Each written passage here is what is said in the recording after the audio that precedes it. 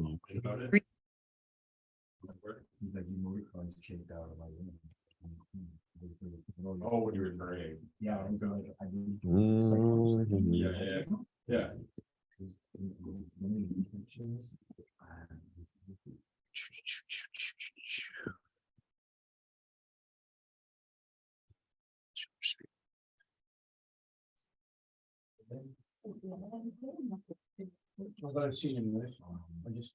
Oh, geez. Oh,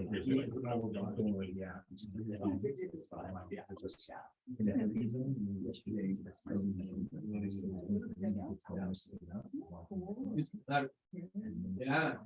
I just think. Oh, crap. Yeah, it's fine. Yeah, the room was good. I was told that. The room's also nothing. Yeah. Sure, you guys getting started here? Okay. Wow. Hey, Got to the mall. it's okay. Christmas is coming. Christmas is coming. I already got her down for Christmas, so. Yeah, okay, we're going here. Okay, cool. Bash, cool. All right, we'll get it going here. Good morning.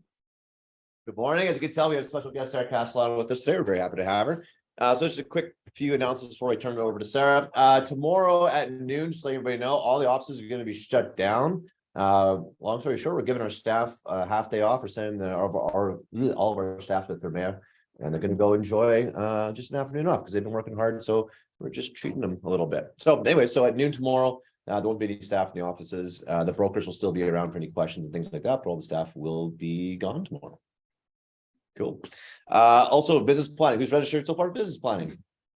All right, good stuff. So that is exactly this time next week, Tuesday, the 25th at 9:30. Start time is going to be all morning. We'll go to about 12:30. Fully in-depth coverage of the top to bottom business planning as well. It's going to be here at in this very building at 1883 Henderson. There's also a webinar today, 2:00. Royal Page, get on the CRM bandwagon. Effective lead generation and conversion with your CRM. So check that out, or Royal Page under the training tab, or rlp.ca/marketing/training. Sorry, you can go there and log in for that. Give Me Shelter. Who's been to a Give Me Shelter event before? Anybody know what I'm talking about? Matthew's been there. So this is a board run in conjunction with Maria, but at the Winnipeg Regional Real Estate Board. Give Me Shelter is just a big social party fundraiser to raise money for their shelter foundation, the Maria Shelter Foundation, not to be confused with the Royal Page Shelter Foundation. Nonetheless, it all goes to a good cause. It's still next Thursday, right? I think there's a link to get tickets there. I think they're $50, and you get a dinner, prizes, all that kind of stuff. It's like a social, basically. It's Halloween themed. Let's take that for what it is. You want to show up in a costume? Andrew, you gonna go costume? No, heavy long. Okay. Anyways, and then again, quick reminder: save the date. The registration links will be coming out, or the RSVPs. But again, December 10th. I think I'm roping her into a sponsorship already right now. Yeah. But Sara Castellano is going to be our proud sponsor, one of them, anyways, for our Christmas and holiday party, December 10th. Those are always a blast. Cool. So with that, I'm going to turn it over to Sara. For those of you who don't know Sara, she is a fantastic friend and a fantastic lawyer, and she's branched out on her own. Is it a year yet? Almost a year. Year in January for Castellano Law. I think many of you know her and use her, and she's fantastic. So I wanted to bring her in, and we chatted a little bit yesterday about a lot of the closing issues. I'm going to let her, she's going to, talk for a little bit about some common closing issues, and then we're going to have a little bit of a fireside chat without the fire and involve you guys a little bit to see some of the closing issues, because I've had 5 deals, five deals die on the table in the last 48 hours. Okay. Lots of closing issues. So anyways, give Sara a warm round of applause and welcome. Awesome. Okay. Yes. So thanks for that introduction, and thanks for roping me into yet again another sponsorship. Always got me spending money, but yeah, it's so good to be here and here in person. I was saying to Mike, it's been a while since I've been in the classroom again, so this is great. So I just wanted to touch on a bit of closing issues, specifically because, as Mike said, there's been a little influx of or increase of the amount of closing issues that I've been dealing with, he's been dealing with, we've just been seeing with the market shift. So just thought that we could touch upon a few of those. Closing issues, some of you in this room will know how to navigate those. Maybe what you'll take from today is a good little reminder or something that maybe you weren't doing beforehand. But basically, today what we're going to be walking through is the role of each party. So the perception, the ideal outcome. So what you should be doing as an agent, what you should be doing for your client, what your agent's role is, and what the lawyer's role is in a closing issue. The framework of handling closing issues and the resolution and possible outcomes. One thing I am finding, if you are a bit of a newer agent, sometimes they're unfamiliar with how to navigate closing issues or unsure. And we don't want all of your hard work to go, sideways at the very end, or your clients to be left with a bad taste in their mouth. So that's what the purpose of today is just to kind of work through that. And then of course, talk through some different scenarios so that we can all become better and maybe navigate that a little bit easier going forward. So we'll talk about releases as well. For some of you that are familiar with that or unfamiliar rather, and some different scenarios. The role of each party. So some agents believe that it's beyond their scope, that once they basically, hand over the paperwork to the lawyer, it's the lawyer's take it from there basically. They don't want to hear anything. They don't want to deal with anything and stop. And yeah.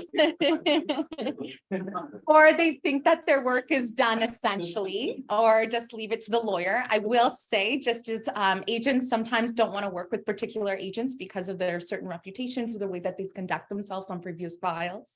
There's the same thing goes for lawyers. There's certain agents that we just don't want to work with, or that we won't take files from when they're repeat offenders of, don't get me wrong, stuff can go sideways. It always happens to come kind of in all at once. There'll be a couple files and then it'll be smooth sailing and then all at once. So we don't hold that against you, but it's how you navigate it. And it definitely is frustrating on my perspective when I start to see the same agent with the same clients, and they're being referred, but then they just say, oh, my first question is, did you let your agent know? And they said, yeah, they said to contact you. So I know that all those other steps haven't been completed yet. Of course, everything's circumstantial.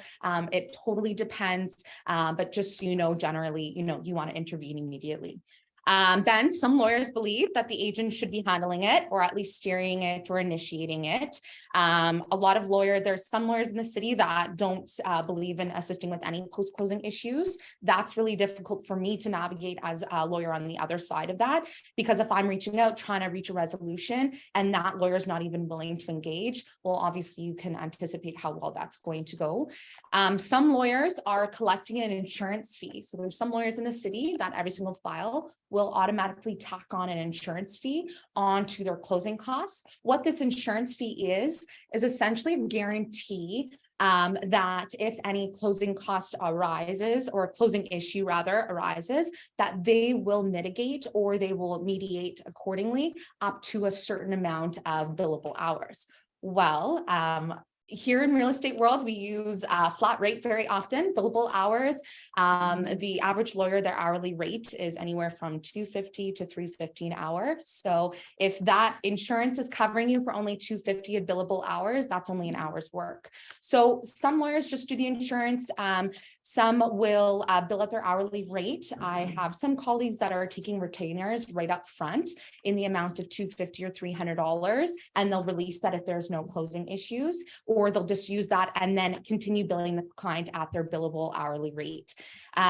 Some will, not deal with them at all, as I said, or some will, do a certain extent out of the goodness of their heart, and then decide from there, hey, now it's past that point of a few emails or phone calls. Now it's taking up a significant portion of my time. So it depends on lawyer to lawyer. Personally, and the agents that I work with know this, generally my take on closing issues is I don't just walk away. I think it leaves a very bad taste in the client's mouth. I, of course, am having these important conversations with the client at the meeting, but if I always say if your agent's unable to navigate it, then I go ahead and I navigate it accordingly as best as I can. So with that being said, we'll either get a response, no response, or we reach a resolution, which is always the hope.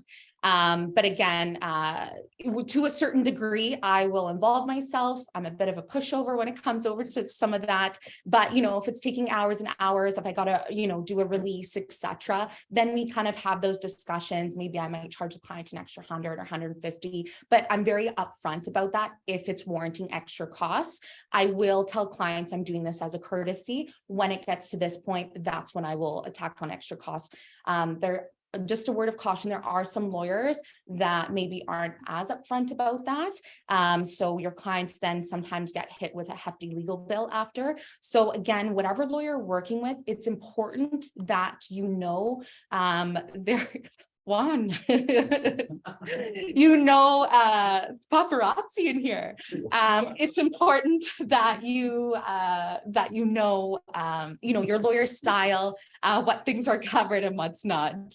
So some clients believe that this is what they paid both you and I for. So they get quite upset if I, can't reach a resolution or if we can't resolve the closing issue. I sometimes will have clients upset that their agent isn't doing anything. They just said to come straight to me. Sometimes there's certain clients that sense that frustration. Sometimes they'll be upset with the outcome. Again, we can only control that so much. And two, it's the last thing that they recall. And this is the difficult part with closing issues. And this is why a bit of a soft spot for them is because I know that's the last thing that the client's going to remember. So you could have spent a year, months at a time with that client, and then they're going to have a bad taste in their mouth because of that closing issue that wasn't even your own fault if, let's say, you're representing the buyer, right? So that's the difficult part. That's why I always try to, have us be both hands-on and increasing that communication so we can eliminate, them being upset or disappointed.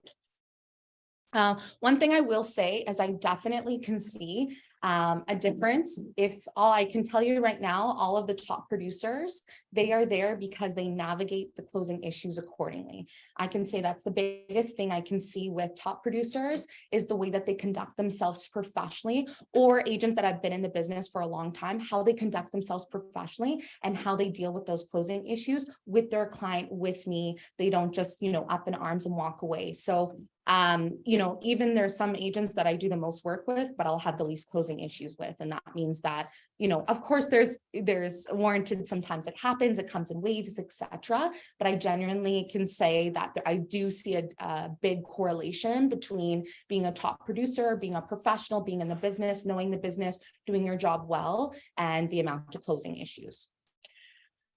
This over here is a starting point. So where to start? Client comes to you with a closing issue. So what do? Have the clients come to you first so you can steer and navigate them accordingly.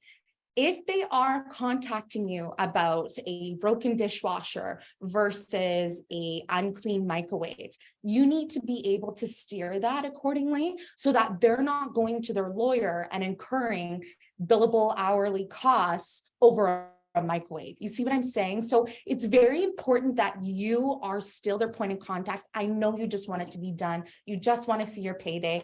I know it's a bit of a truck right now, especially if you've been working for buyers with a couple months, but you know what? Don't let all that hard work go to waste. So let them you're going to be the starting point. So they come to you, you're going to check in. Congratulations. How was the first walkthrough? Did you check everything?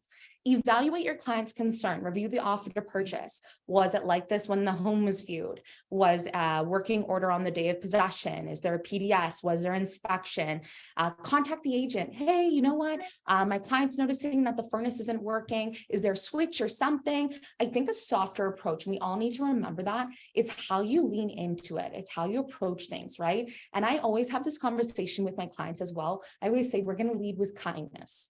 So lead with kindness. Don't get me wrong. There's a time and a place to, go in guns blazing and all of that. And I'm all for that. It's one of my favorite things. But with that being said, you also need to make sure sometimes you don't want to lead and scare off the other party or the other agent as well. Don't get me wrong. I do know that some agents, unfortunately, will not respond or are not being compliant. And then at that point, of course, you have to escalate it to the lawyer. But even just doing that much by contacting the agent, that is definitely very telling and very helpful in navigating the situation. So from there, you would contact the agent and get a quote from a professional to estimate accordingly. So again, if the furnace isn't working and, you contact the agent, the other agent says, either they're not responding or they say to you, you know what, it might just be a simple switch. You try the switch, didn't work. You say, you know what, we're going to hire a professional to come in, give a quote or give an estimate. We'll let you know what the diagnosis is. So that would be a good starting point, knowing exactly what you're dealing with. I have had clients just simply, especially first-time home buyers, not know that, to turn on the AC, you just needed to flip this simple switch or something like that. And then I've seen them get hit with $300-400 bills for a service call on something that they just simply didn't know of, just flipping a switch, So just something to bear in mind. So you want to manage client expectations from the very beginning. So I think this is how we can avoid disappointment. At the end of my meeting, I always spend about 5 minutes talking about closing issues. I want to prepare my clients. Number one, I go over the offer. Is it as is? Is it, everything to be working order on possession? What does that mean? What are they looking for? And I always have the conversation stating, I know you're going to have a million things going on a moving day, but do me a favor, take a towel, at least put a towel or a shirt or something in your washing machine and just make sure it's in working order. Because if you call me 3 months down the road saying, hey, Sarah, wasn't working, I can't help you. So then already we're setting up those expectations. They know what to expect. They know that it's only that day. And although I know that every single one of you in this room and watching this has already outlined that what working order on the day of possession means, clients are still like, well, what do you mean it's only day of? What do you mean it's not a week later? What do you mean it's not for 30 days? So again, it's important that they hear those things over and over. And that's not a reflection of you of an agent. All clients are like that. It's just information overload. So anticipating the potential issues. So we can't predict, but we can anticipate. You've spent a lot more time with your client than I have. You know what type of client they are. You know if they're going to nitpick, if they're going to, throw a fit over the dirty microwave, if they're going to, if potentially, the stove that was supposed to be replaced before possession, that's something you should be looking for on the day of possession. So just stuff like that. And again, you can't predict how the other parties will report or react. So again, one thing to bear in mind, one thing that I do brace the clients for at our meeting, and you should also be talking to them about when they're starting to, prepare for their move is, I always say, speak with your agent first. If you have any issues, talk with your agent. They'll reach out to the agent. I always say, we always try to lead with client kindness. If they're unable to resolve it, then I step in at that point. I email the other lawyer, send them a letter. We try and resolve things. Now, 3 things will happen. We'll either get a response, we won't get a response, or they will agree or disagree. So with that being said, it's already preparing them. And I say, okay, if they don't respond or if they disagree, or if we don't reach a mutual solution, we always try to, that's always the ultimate goal. But if we cannot, you would either pursue small claims or litigation. So boom, already from the get-go, they already know the course of closing issues and what to do and what's required. So I find that that's really helpful, is just setting that expectation and managing that. And again, it's important that we work as a team and that we appear as a united front. So, communicating with your with your lawyer and communicating with the other agent. So, hey, my client moved in and, they're experiencing this, or the furnace isn't working. Do you know anything that they could do or anything like that? Letting me know, hey, Sarah, client moved in, furnace isn't working. I reach out to the other agent. I'll let you know if I hear back. Great. Hey, Sarah, I didn't end up hearing back. Do you mind reaching out to the other lawyer on this? My clients are already working on getting a quote or a repair. They'll send over the bill once it's completed. Or, hey, do you mind reaching out to my clients? And then I say to the clients, what you're going to do is you are going to, send me a detailed report as to what happened so I can email the other lawyer accordingly. So the ideal process would be, so client contacts you with a closing issue. One thing about Friday or weekend closings, this is why I always encourage everyone to be unique. Choose a Tuesday, get creative, choose a Wednesday, maybe, perhaps a Thursday. The reason why, number one, your client will get better customer service from all of the professionals that they are using. Better service from you, better service from their bank, better service from their lawyer, because not everyone's bogged down with Monday or Friday closings. The difficult part is, again, with Friday closings, some of them aren't in there till after work.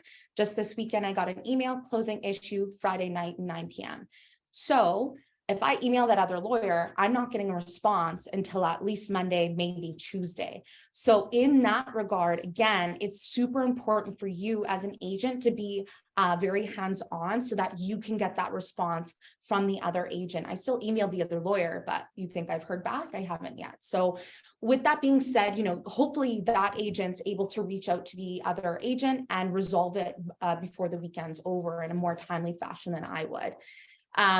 So again, just something to bear in mind. So if the client contacts you with your closing issue, oh, I'm so sorry to hear that, navigating it. Is it just a non-working electrical outlet that's never worked, even when the sellers live there? Is it a dirty microwave? Or is it, a $50 fix that, you were going to buy them a $100 Home Depot gift card anyways, that'll cover it? Then that's great. If it is something like, let's say the washing machine not working or something like that. Okay, so the washing machine's not working. Okay, you've tried it, you fiddled around with it. You know what? Let me go ahead. I'm going to reach out to the other agent. I'm going to see if there's anything I can do to help navigate that. So you reach out to the agent says, hey, it was working on the day of possession. We're not really sure what's going on. No problem. We're going to get a professional out. Sometimes people, especially first-time homebuyers, they've never hired professionals of this nature. So they have no idea who to hire, what to do, etc. So, I'm always happy to give referrals, as are you guys. So give them a referral, have someone come out and assess the situation. Sometimes, especially if it's a higher valued issue, like let's say, a closing issue with a pool. Well, we probably want 2 or 3 estimates so that we can find the middle ground and find which one is best suitable. The other thing to note as well is if there is a service call to get that estimate, your client can't automatically presume that the other party is going to pay for that. So something to also brace them about as well. So you're going to get the professional in there, you're going to get the assessment completed, have them mark up a diagnosis and the cost of repair. Don't get the repair completed yet, unless they are fully prepared to cover that out of their own pocket. If they are prepared to cover it out of their own pocket, if it's a washing machine, they're going to need a working washing machine regardless, right? So why not have that professional repair it right then and there, rather than coming back and, incurring additional costs? With that being said, I do find we have to make sure that we're working with the right professionals, because sometimes I get the diagnosis list and it is wild. People are being taken advantage of. There's all these add-ons, there's all these extras unnecessarily. So again, making sure that your client's only identifying that one issue and that issue only. Clients can't move in on possession day, have an inspection done, and then bring up all these issues, right? So again, it's that fine line. So if they have the professional complete their estimate, then you go ahead, you send that over to the other agent if they are agreeing to already pay that out. If not, and at that point, your lawyer's getting involved, say, okay, you have that, send that over to your lawyer with a full breakdown, state one concise email with all the concerns. So, showed up on the day of possession, we tested the washing machine, it's making this weird squeaky sound, and it's leaking on the door to the right. So something like that's sufficient enough. So then I take that, I draft my email to the other lawyer advising what happened. Please see the cost of repair. My client seeking $250 in the amount to repair the washing machine. Please canvass with your clients and let me know accordingly. So the other thing as well is timeliness. So as we know, lawyers are a bit slower than some of the agents. We're not texting each other, whatever, especially in the summer, there's vacations, there's whatnot, it depends. So some lawyers, they can take up to a week to respond. And of course, that's detrimental to a client who's looking for a working wash machine. So again, something that we need to navigate, and that's why it's so important for you to try and take the lead on that right away. So the lawyer will advise accordingly. Most likely, they will go ahead and advise the other lawyer. So I would get an email, I would send an email, that lawyer would get the email, they would canvass with their clients would say yes or no or whatever. Best case scenario, they agree. So they'll go ahead, take that $250, send it over to my office, and I go ahead and I send it to our client. And with that being said, then we can go ahead, complete the repair, exchange the funds, sign a release if it's necessary, or if the other lawyer denied it or said no, or we're unable to reach a resolution. I do push back. I always test it about 2 or 3 times, make some different arguments. But, ultimately, if they say no and I can't get any further, that's not my job to pursue it to small claims. They actually can either go ahead and self-represent. I have an email that I send clients. This is what you do. This is who to contact. This is how to proceed with small claims, and outline some steps. Or they can hire a litigation lawyer and pursue a claim. Has it ever happened, sir, where somebody, like a repair's taking too long, so the agent just says, here's $700, whatever it is, here's $700, I'll fix it. And then once you get the money from the seller, can that go to the agent? Absolutely. Okay. So long as you're communicating with that, communicating that to me, I should speak just on behalf of my office. I have no problem with that, and I have done that in the past. So do you ever see, or is it like, you have to get additional funds from the seller, or is it ever taken from close, like from closing and like adjustments? Is it like, okay, we'll just lower the purchase price amount or something like that, as opposed to asking for normal? So we have to be so cautious with that.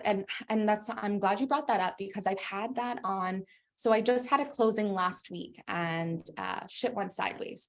So client ended up needing, we settled on $5,000. There was that much of significant issues, damage, etc. So we agreed on $5,000. It probably was closer, way more than that, but we settled on $5,000.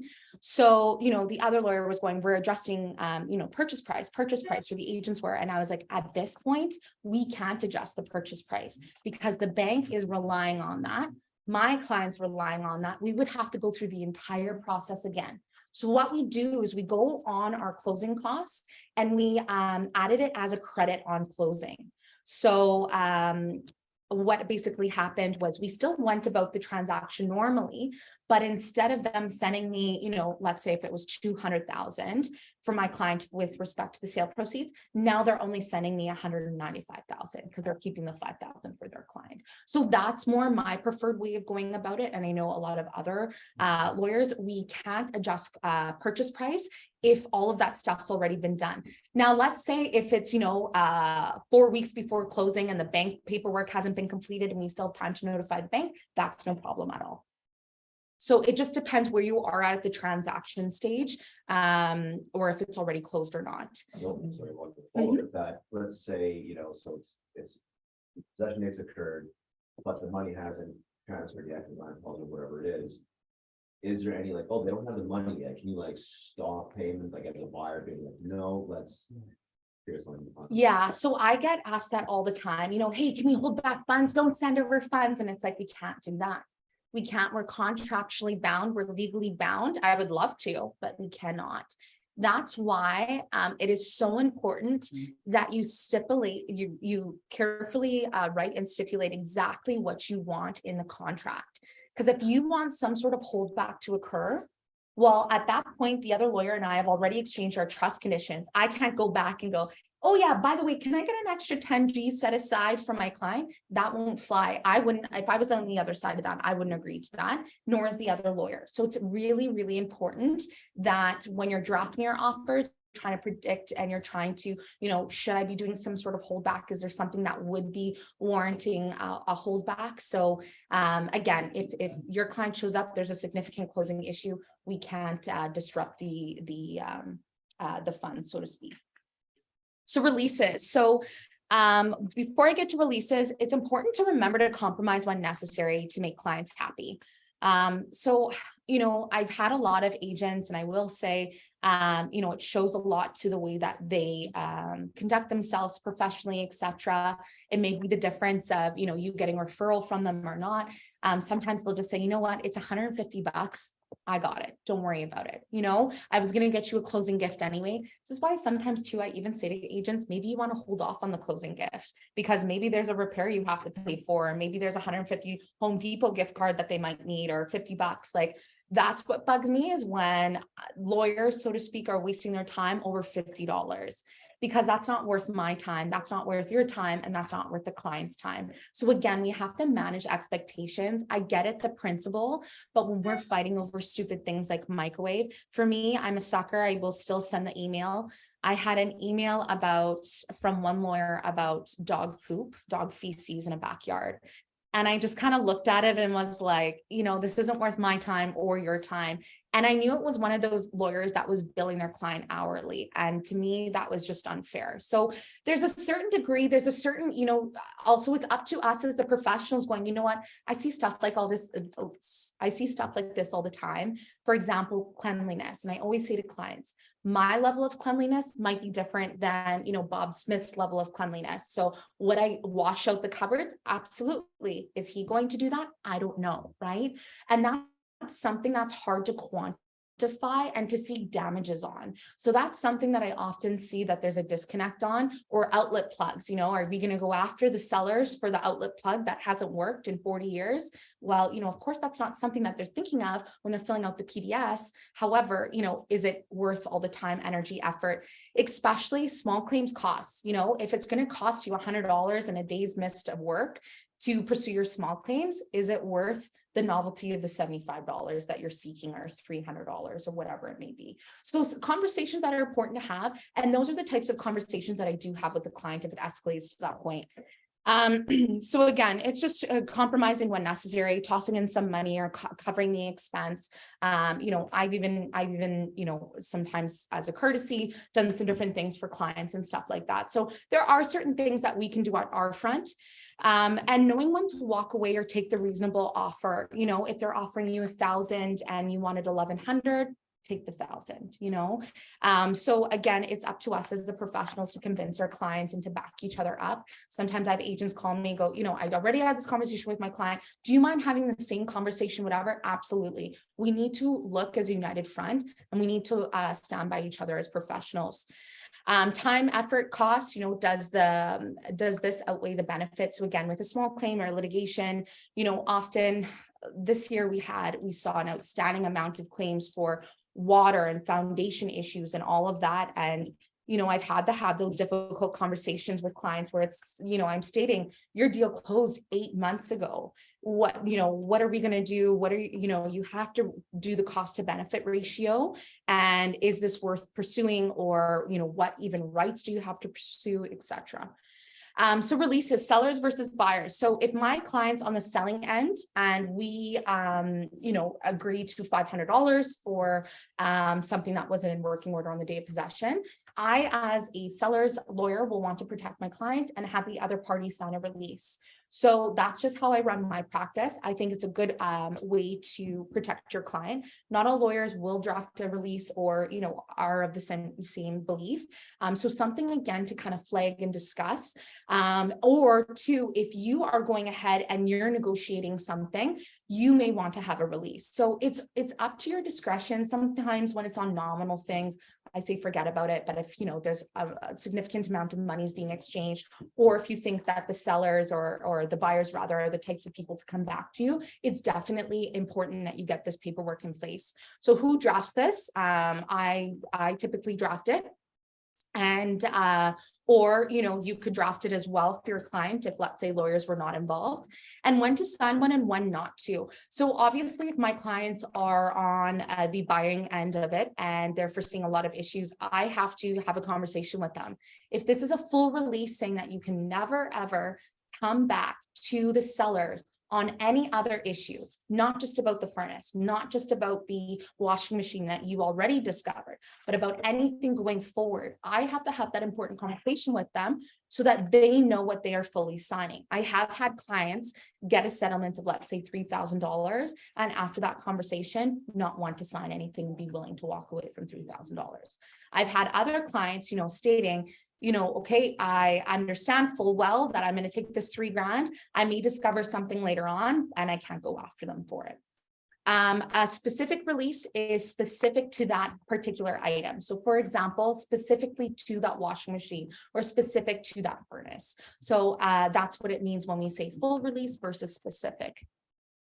I'll just throw in there, I have many releases drafted and templated, so if anybody needs them and wants to save Sarah the time, Perfect. ask me.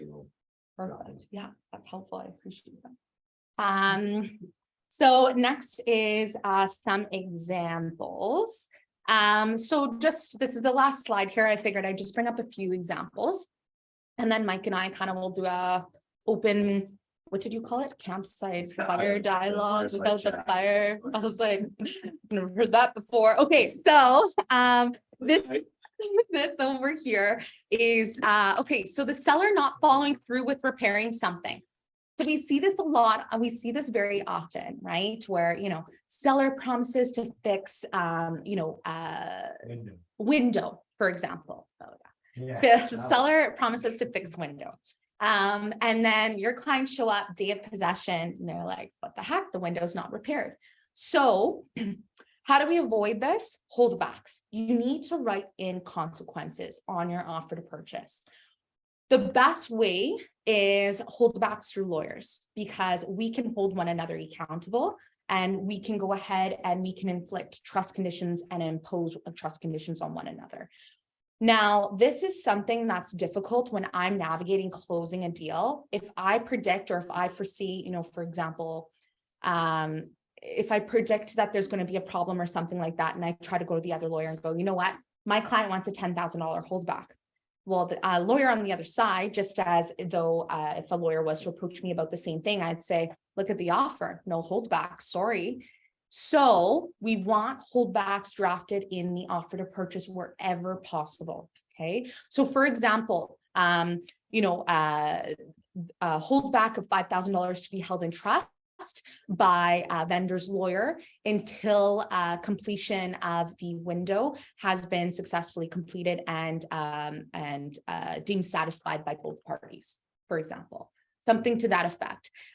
Even if it's something, replacing a stove or repairing something, even if it's a nominal holdback, $1,000 even, that is something to make the seller follow through with their contractual obligation. If you are the seller's agent, you should be following up on this. So if you're acting on behalf of the seller and you know that they have to repair that window a month before possession, following up with your client. Make sure you diarize it and you have it in there. You're following up the client. You're making sure at the time of the meeting, but again, we're usually meeting closer to possession. I'm also saying, hey, has this been completed? Have you closed this permit that I emailed you about when we first opened up the file? Where are you at on this? So again, if we have more people following up, then they can't say that they didn't know or that they forgot. Also, your type of client. So make sure if your type of client is one to take cupboards, that you are reminding them not to take cupboards. I saw a lot of weird stuff this summer as well. People taking, shelving that is affixed to the closet and stuff like that. So just reminding those specific clients, we all have had them, we've all come across them, that is not appropriate. Or if they do want to take out their beloved shelf, that you're, writing that in the offer to purchase as well. And reminder again, no holdbacks after unless explicitly stipulated in the contract. So exactly what Mike and I just discussed there. You can't contact me and go, oh no, client discovered this, this, and this. Don't send over the money. And then outlets. So outlets have been a big one too. So maybe something to think about when you're drafting the offer, are there working outlets, etc. I've had a lot of clients very upset over outlets in the last few weeks. So, you know, it's difficult because I emailed the other lawyer and they go, well, they've never worked. They, you know, that specific outlet in the garage has never worked, or in that basement, they've never had use of it. And to that degree, there is a certain degree of buyer's beware with that type of item. So that's difficult to kind of discuss and for your client to understand. Furnaces and air conditioners so again, it could be as simple as a switch. Why hire a professional? So again, as much as we want to get those estimates of repair and whatnot, those are really helpful. One thing to note is, as the other party, if I notify the other party that there is a closing issue, they have every right to send in their own professional. So we also have to make sure that we're allowing them that opportunity. Hey, do you have a professional that you specifically work with? It can't be dad, mom, or aunt or uncle. It has to be a reputable company. Is there a professional that you'd like to, you know, bring in and have a quote for? Or am I okay with, you know, using this reputable company here? And more often than not, they're fine with using your professional. But I have had certain clients, you know, on the other side where they've said, no, I want this specific company, or I think that company, you know, is overestimating or whatever. So at that point, then we bring in the other party as well, or the other company, and then we compare estimates and we meet in the middle. And let's talk about buyers walking away. So Mike and I were also talking about this with a lot of buyers right now. I've had a few buyers have to walk away because they simply cannot afford the property. They've been renewed for their mortgage or reassessed, and they simply cannot afford it because they were already at their maximum. So they've had to walk away, or their property's not selling. They've had to take their house off of market, or it's not selling before the purchase. So they've had to walk away for that as well. So something to bear in mind is quick possessions are, quick being, that it's not 8 or 9 months away, or, whatever, what have it. But remembering that if it is a quick possession, rush fees do incur. I'm very upfront about rush fees. Clients incur them if I receive mortgage instructions less than 3 business days prior to possession. So you got to think, if possession's on Friday, I receive instructions on Tuesday, late in the day often, or in the evening. I'm often either staying late preparing them or having my staff paying them overtime. Then I have to meet with the client on Wednesday. Okay, so the client's rushing, I'm rushing, they need to come in on Wednesday. I need to send a express courier. So again, additional costs, fees, etc. Then client needs to get keys on Thursday, day prior to possession. So that really leaves me 48 hours, 24 hours, and nothing can go wrong in that time period. So you see why we account for rush fees. Now, with that being said, one thing to flag, some lawyers do charge a file as a rush file 10 days before closing. Some as more as 2 weeks before closing. So again, something to be aware of. I know often as agents, you're not made preview to those after costs. On my closing costs, it'll explicitly state it rush fee. And again, warranted the situation, if it wasn't the client's fault, or if there was this or that happened, sometimes the agent will cover it, what have you. But with that being said, I do find that I am pretty lenient on that, and I am probably have the smallest, the shortest window of time of rush fees, but something to bear in mind, because there's some lawyers that just add it to their legal fees rather than breaking it down what everything was for. So just something to bear in mind. So if there is a quick possession, it requires more hand-holding.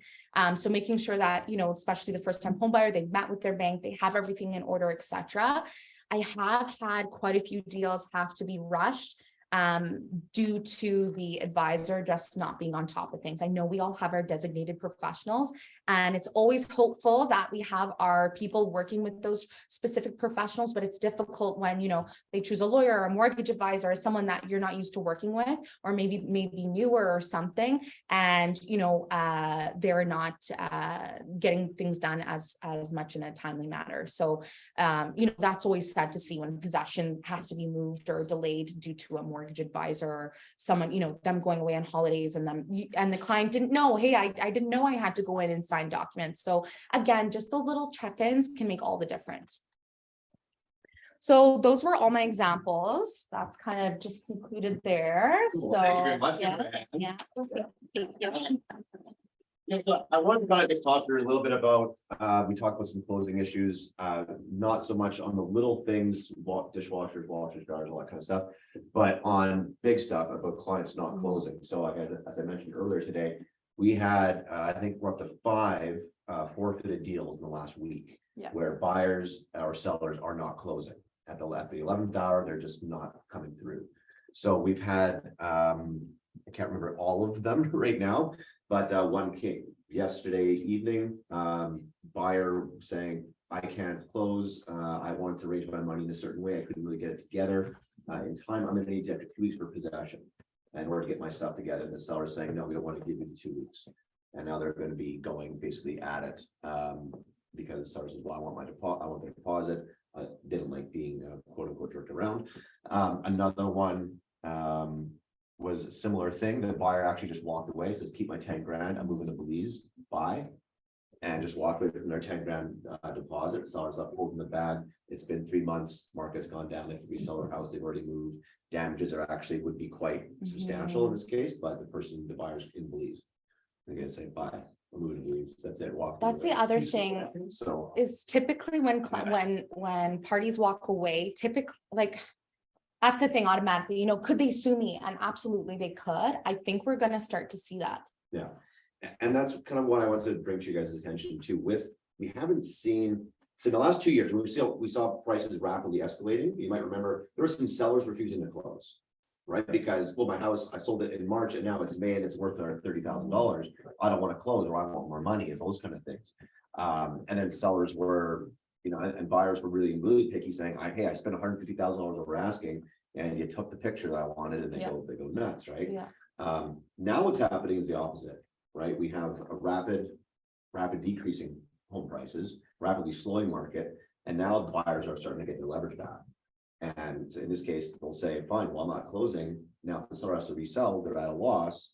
And so the buyers are actually getting a little bit more bold in their, if they're my understanding anyway, from my perspective. Yeah.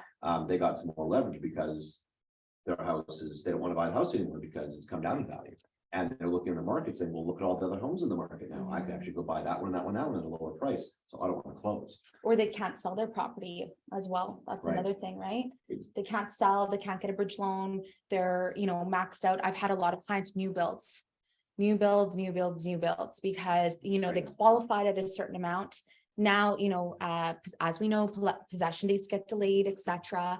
And, that's typical in that nature of the business. But now I have some clients in some positions going, I can't qualify for the purchase price now. I can't, like, at the new interest rates. I qualified 2 years ago, but certainly not now. Absolutely. So, I mean, what's the moral of the story with that? I'll say, as a listing agent, I think I've been pretty clear on this for 10 years. Deposits matter. The size of the deposit matters. In one of those 5, there was a client, the deposit was $65,000. Do you think they closed? Right? They didn't want to, they couldn't, whatever it is, the agent was able to have a conversation with them, convince them to close on the deal, and then put it back up for sale. They're going to sell it, or they're going to renovate it, sell it next year, whatever it was. They had that conversation. From $10,000, people are walking away saying, come get me. See you later. Because the likelihood, and I have more experiences with this than I, but suing for damages afterwards is incredibly complicated. It is lengthy and it is costly. Right? So if you think, okay, hey, the deposit, but now I'm going to sell my house. I couldn't sell it for the same price. I sold for $30,000 less. I'm going to get $30,000 from those buyers. Why they're legally entitled to do that? See in 3 years. Right? The system is incredibly low. We're in, like, our firm is in lawsuits right now. It's going on 4 years. We're going after $50,000-$60,000 in commissions. It takes forever. And a legal bill is getting up there now too. So a lot of that stuff, and a lot of sellers don't have the means or the know-how to actually go through actual litigation. So I don't know if that's accurate or not. Yeah. That's No, I completely agree. And I think too, lawyers only one wins. I think the other thing too is Litigation lawyers. today. Litigation lawyers. Yeah. I think the other thing too is it depends how much experience your client has had with the lawyer as well. I can automatically tell the client calls me and they're like, hi, my name is so-and-so, how much is it gonna cost me to speak with you on the phone right now? And I'm like, no, I'm a real estate lawyer. We don't bill hourly, we bill, flat rate, etc. But if I'm the only experience that they've had with a lawyer, I'm like, you've got it good, right? Like you got a flat rate, you don't know any different. So often when I'm having those conversations stating, hey, if you're going to go to litigation, it's going to take this long. This is how much it's going to cost you to even get in front of a judge. This is how much it's going to cost you to pursue it, and exactly what Michael said, often, again, even though 20 grand seems like a lot, your legal bill could be upwards of 15 off the bat, like it's just off the bat. So once I had that conversation with them, they're like, oh yeah, right? I'm not a litigation lawyer. Must be nice. It must. Yeah. So the other thing that I really took away from Sarah's presentation were two things. One of them is, holdbacks. Again, with now the buyers having more leverage, making sure the holdbacks in your offers is extremely important. I'm just thinking, right, you write your working order clause in anyways. Yeah. Right? Just tack on a holdback to that. Or you should be. Right, Anyway. $1,000 to $5,000 to be held back until all and such can be verified or something like that. I don't know, work on wording. Yeah. But just throwing that into your working order clause, because that's actually going to protect your client. And that way, all these little issues, you're preemptively solving them. So you're not going back on possession day saying, well, my buyer's, mad about the microwave. And meanwhile, it's in the offer. If you had to hold back, it's already done. Like the money's held back. Your client is ahead, right? Possession's 9 times the law. Yeah. So There, yeah, like on a listing side, that would be a really hard sell, right? And then you gotta go back to your sell. when you're 45 days on market, Mhm. that's right. In this market, you could not do that 6 months ago. I'm Yeah. saying in this market, your buyers really the upper hand. So I'm just saying, like all these holdbacks, if you're doing the best job for your buyer, that holdback is going to protect them from all those closing issues. Then the other issue is what if working order, right? And so sometimes I have this argument, right? Good working order is good. It's great. Yeah. But Bad for selling. it's like, hey, it works. Yeah, it squeaks, but it works, right? Is that good working order? So those conversations, that would be tough with the holdback aspect, but Yeah. I'll say, I also want to throw this out to the group a little bit. At what point do you guys I'll just like open question, like Sarah mentioned, at some point, especially your seller screwed up, right? They took the pictures off the wall that they weren't supposed to, or they took the shelf off the wall.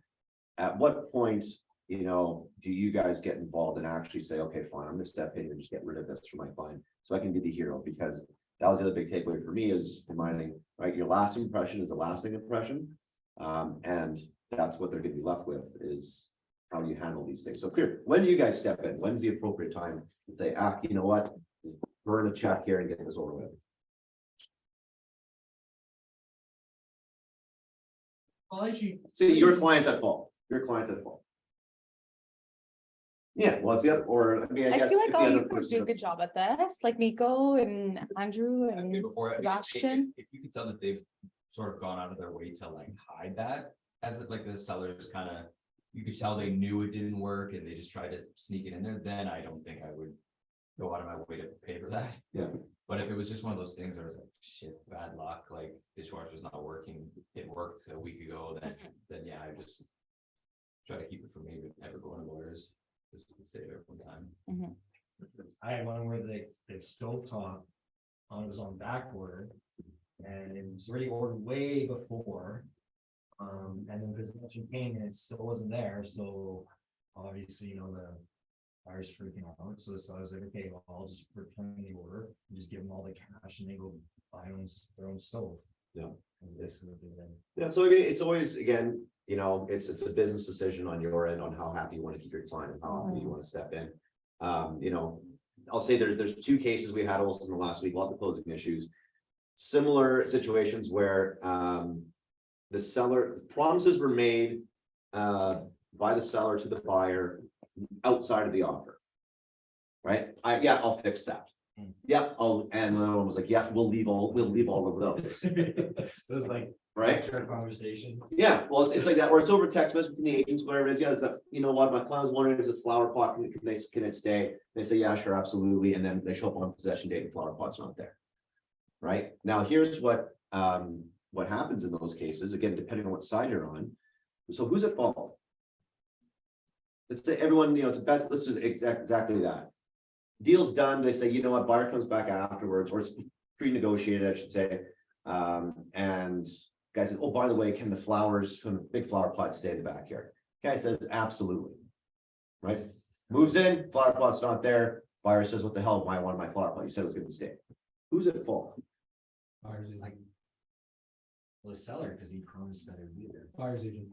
Yeah, buyer's agent did put it in. Write it in the offer. Amendment. All right, exactly. So I, in this case, people said it, I'm blaming the buyer's agent. Now, you can say, is that a dishonest seller? Yeah, you know, I'd like to see people actually just do what they said they're gonna do, but that is 100% of the buyer's agent. If they did not put in the offer, what does it state in the offer? Anything made outside of the offer has no force or effect whatsoever. Your text message doesn't count for peanuts, nothing counts. Your listing doesn't count. The only thing that counts is the offer from a legal standpoint. Mhm. Correct me if I'm wrong. So that pot is not owed. Right? It is not in the offer, wasn't there, you know, you can, but now, is it a decent human being thing to do? Not necessarily, but from a legal standpoint, that flower pot is not owed. By the seller. Again, if I'm wrong, And, it is- and don't get me wrong, sometimes the sellers are like, I come across like some of my sellers, you know, we have a conversation, whatever. They're sweet as pie and they're, you know, whatever, you know, it is, I'm happy to cover the cost. Like, you know, I'm not saying that it doesn't happen where, you know, people agree and make nice and whatever, but obviously it's the extraordinary cases where they, you know, they're not compliant or they disagree or they just don't care, right, at that point. Yeah. And it's just, you know, it's one of those unfortunate things with the amount of volume that, you know, our firm does and that Sarah does. The vast majority of people are great, but as I've said before, the 1% happens, right? 99% of deals are fantastic. Yeah. But the 1% does happen, and there are some real jerks out there. There are some crazy people. who And it do happens all So at once. put it in writing, is at the end of the day, put in writing, listing agents, big deposits, if you can. Be conscious of possession dates as well, like Sarah mentioned, if you're seeing something in 3 months, our price is gonna be up or down in 3 months. Yeah. Down, or is that potentially a closing issue in January, And is your client's rate Maybe. going to expire? right? So just, you know, when looking, maybe you have multiples, or maybe you're considering that offer, try to get quicker possession dates, you know, I mean, not saying not to get into the rush category, but be wary of, you know, 3 month, 4 month, 5 month possession dates, but interest rates are gonna get hiked up 2 more times and prices are still gonna go down. Right? And then you could have potentially these closing issues of, you know, and what are they selling, all that kind of stuff. Be a lot more thorough on the listing end with what the situation of the buyer is, and knowing some of these issues that are actually happening, what's the likelihood of that, or could that actually happen with this longer possession, et cetera. Mhm. And especially if your clients are relying on bridge loans, right? Like, so factoring that in as well. I think, you know, often they sometimes don't factor that in, especially if, you know, you're going to purchase before you're selling. What does that look like, et cetera? That could drastically change with the bank and what the bank's willing to lend. So I've had a few clients in pickles that I haven't seen before. So just something to bear in mind as well. Yeah. So that's kind of, I mean, I appreciate you having the chat, but for me, I've just noticed with the shift in the market, the shift has gone to the buyers. Now they have the leverage and they really enjoy using their leverage. And they're making life pain in the ass for sellers right now. So know that for your buyers, maybe there's some ways to protect them even more, holdbacks, et cetera. And on the listing again, representing your sellers, be extra cautious about that. And because buyers are flaky, really flaky these days. We're seeing more, I don't know, more flaking than I've seen in 15 years. So, Yeah. Yeah. No, agree. give another hand to Sarah. Thank you very much. We don't have time to whip through the entire rest of the agenda, but I did want to quickly talk about this because Andrew had me all fired up. This is, I'm not going to read the entire policy, but I want to make you guys aware. You need to know what's going on in your industry, get your head out of the sand a little bit, not worried about your business, but this is an industry topic that affects every single realtor in Canada. And I'm not happy about it. So nonetheless, this is from the Canadian Real Estate Association. The brain trust there concocted this policy, which is essentially going to, for lack of better words, end pocket listings and exclusives. Okay. I'll just read a couple of highlights here. Office exclusive, these are the definitions, means a listing that is not advertised to the public, but advertised just in-house. So if we put it on our primers, pockets, and exclusives, that's okay. That's what an office exclusive means. Public marketing in this policy, when you see the words public marketing, that means anything that's offered to the public. Okay. So this is what the policy is saying within 3 days of public marketing. So anything that goes public, for sale sign, Facebook post, anything like that, realtors must place the listing on the MLS for cooperation with the realtors. So What if you put up a sign saying coming soon, it has to be on MLS within 3 days. What if it's, Have to put it on MLS. who's calling you on? So exclusive listings are not allowed anymore. Pardon? Well, we're kind of getting to that. So Your marketing. that's kind of what it says right now, right? You have to put on MLS. If you advertise to the public, it is, you have to put on MLS within 3 days. You get 3 days of exclusive, basically, They got an agent. right? These are exempt, commercial is exempt, new construction is exempt, and rentals are exempt, basically. Okay, also office exclusive listings are exempt, right? Now, that means office, our office, prime. It does not mean Royal LePage. It does not mean agents. It means prime. Right? So office listings shall be exempt from the policy if the seller confirms in writing that the listing realtor has informed the seller of the benefits of having the listing publicly marketed. So you have to actually just basically sign a waiver saying that they are aware that they're doing a detriment to themselves by not putting on MLS. And the seller specifically instructed the listing realtor not to engage in public marketing of the property. Where any public marketing of an office exclusive listing occurs, it will lose its exemption and the rules of this policy will apply. What they're doing is, I didn't put it on the slide, the consequences of this, they're putting it at the board. So they're saying it to the local boards, you have to police this now, you have to create policy by January 1st and you have to police it. So, obviously, I think you can tell I am PO'd at this, I hope you are too, for a couple different reasons. Number one, in my opinion, a seller should have the choice on how they want their property listed, and there are very valid reasons why somebody would want it exclusive. Right? So there was actually a link today that came out. So I'll say a little bit of background on this, I'm not going to rant too much, but there was an independent study done that Korea hired as an independent firm, and they did the study that basically says, yes, MLS is an amazing tool. It is the most effective way of selling a house. And if you're not on MLS, you're doing a detriment to yourself to not put on MLS. And so they were worried about realtors putting exclusives on for the sole purpose of wanting to double end. Right? That's what they wanted to do. They wanted to keep it exclusive, not shared, because they want all the commission for themselves. Now, does that happen? Probably, and especially in that last hot market, maybe, probably it did. But there's certainly valid reasons why a seller would want the place exclusive. Right? And everybody probably had a seller like that, wanted to get things done, wanted to get things, keep it quiet, or maybe there's substantial renovations done. Who knows what the situation may be, right? So in my opinion, this is a huge overstep by Korea for telling a seller how they have to sell their house. It's a huge overstep onto your business, as you are independent contractors and I'm an independent business. And now they're telling us that their MLS is a tool. Now they're saying you have to use it. And where I believe in freedom and choice, and what tool I want to use, and what choice the seller should do. Also, I find it incredibly hypocritical that Korea is such a big fan of what's called seller's choice. They're looking at ending blind bidding and all that kind of stuff, and having seller's choice when it comes to open offers and open bidding. Yet they don't want seller's choice when it comes to MLS. So why am I telling you this? Number one, couple of things, just so when you see it or you read it or you see it on Day in the Life of a Realtor, I know it's already going around. You're informed of what's going on and what this policy actually is. Step two is when I ask, and I will be asking at some point for your support, because we will be fighting this tooth and nail. I say we, I mean myself, I mean the other brokers that I've already talked to in the city are against it. We have board meetings about it. There was little to no discussion at all at the board level about this. We just got the email. So we have Korea reps and all that kind of stuff. And in all of the last board of directors meetings over the last 2 years, this was never mentioned. So I'm pretty PO'd. So when it comes to, I don't know what that's going to look like, but if there's a petition, if there's a signature, or if there's something that we need, I just want you to know in advance, we're going to try to fight this, because I just am a firm believer in, having choice and not being told by a bunch of bureaucrats how to run your business and what best advice. Somebody in Toronto telling you what the best thing to do is for your seller. No, thank you. Any questions on this?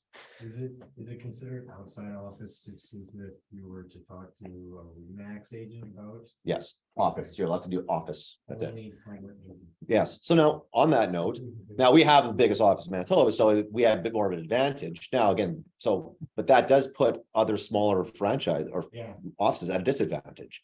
Which again, I don't think that's right either, even though we benefit more than anyone else from this policy, it's still not right, in my opinion. Now a 3-man shop, they can't do anything with their it's only goes to their three people. And this is all across Canada. This is Canada-wide. Have you been talking to other brokerages outside the province? Yeah. So not all of them, again, some of the unfortunate thing is we are in Winnipeg, our board is small, we don't have the largest voice, we don't have as many seats at the table, right? But hopefully we're gonna gather some support around this, but I'm not the only one who's PO'd. So, but also just for your voice as well, for your realtors. Again, I don't know what we're going to do, but maybe we direct it at, I don't know if it's at Korea or if it's at the government or, who we have to lobby about this, but it was just letting you guys know what's going on. So you're aware of it. Does anybody agree, disagree? You don't have to agree with me.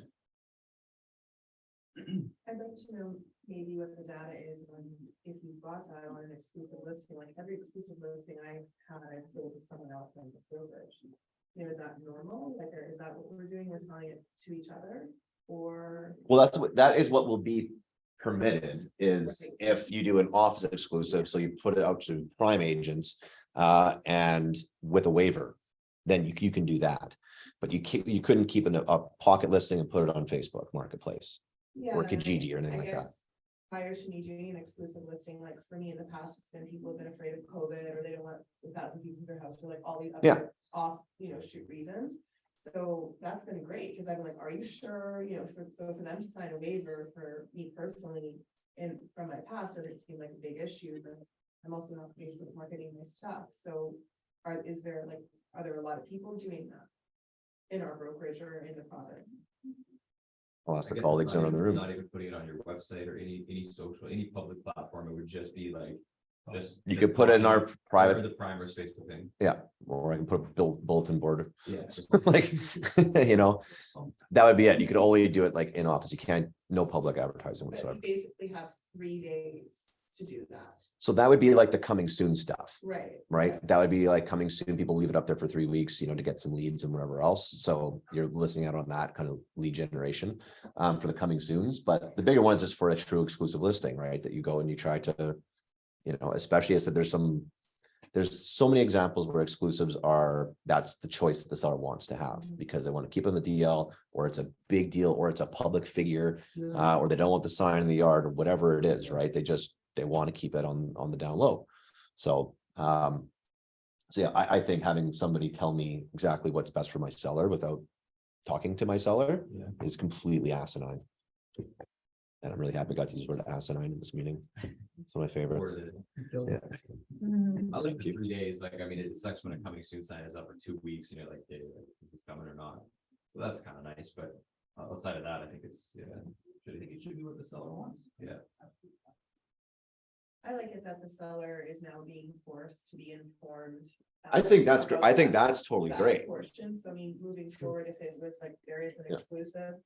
And if that's their goal with it, I do support that particular component of it. I agree. I think a realtor, framing the situation in such a way as to just try to get a double N and do a disservice to their client. I don't agree with that at all.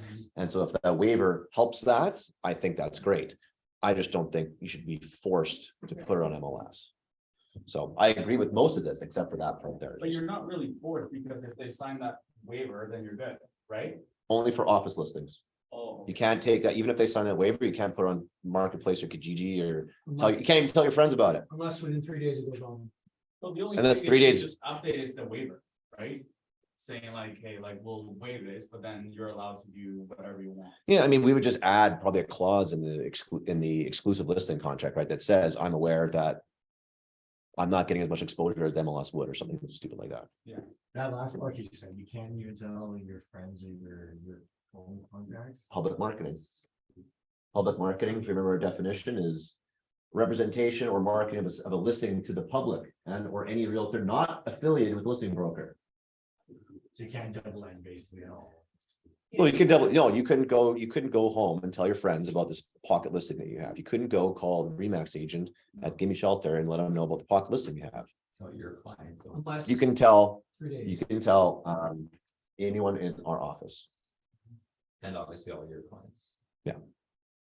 No, not your clients. No, sorry. To the public and or any real, yeah, no, to the public. Cause you're in your own office, Yeah. so you can You talk have to to your be able clients to. about it. You could tell, you could, well, Cause how would you serve your client? Who is your clients through? well, that's okay, well, okay. Maybe we might be able to bullshit around that one, right? We could probably say, if you could set to your database, we could tell them those are clients. Soon You have clients. to bring your own. you have to- Are they public? That would be the, They're not So they have public. to like walk in the door. well, of course they're public, they're not. So our realtors in our office. Well, let's see, I can read, how about I read the whole bloody thing? Public marketing includes any representation regarding the settled property, including but not limited to flyers, yard signs, digital marketing, public facing websites, brokerage website displays, and on-site brokerage promotion, digital communications, marketing, email blasts, newsletter, social media posts, multi-brokerage listings, sharing networks, and applications available to the general public. I think it's just the general. Email blasts? Yeah, but that is the general public, right? Like your client is not, for instance, like your past client is not actually a client right now. We No, but call an them active clients, but buyer, they're an not. Active buyer. And An this active is- buyer, yeah, Like that. has to potentially. be. Yeah, under service agreements, potentially. Yeah, yeah, I'm sure the service. Anyways, that's, we'll figure out the loopholes if this thing actually comes, but Yeah. nonetheless, this is what your wonderful career fees are going towards. So, again, I'll let you know, again, I wanted you to be aware of it. As well, if and when we need your help, I'm gonna ask in advance for your help, if and when we need that to, get this thing modified at least. January 1, effective January 1. So we'll see. There's a board that decides this then obviously, right? I don't know who How do did they this. get- Do they get voted in? How do they, or how do they? Yes, they are. They're- Yeah, you can run to be a career rep and all that kind of stuff. Yep, this is all. Yeah. Cool. Any other questions on this one? I'll take a look at my Zoom here and just see if there's anything.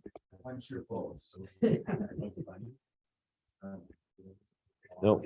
I don't see anything on the chat or Q&A, so. Okay, I couldn't get to the last part. We'll save it for the next time. Thank you again, Sarah. Give her another hand. Right on, and. All right, that's it for this week. Take care. Yeah, for sure. For sure. She came low. Remember, business plan workshop Tuesday.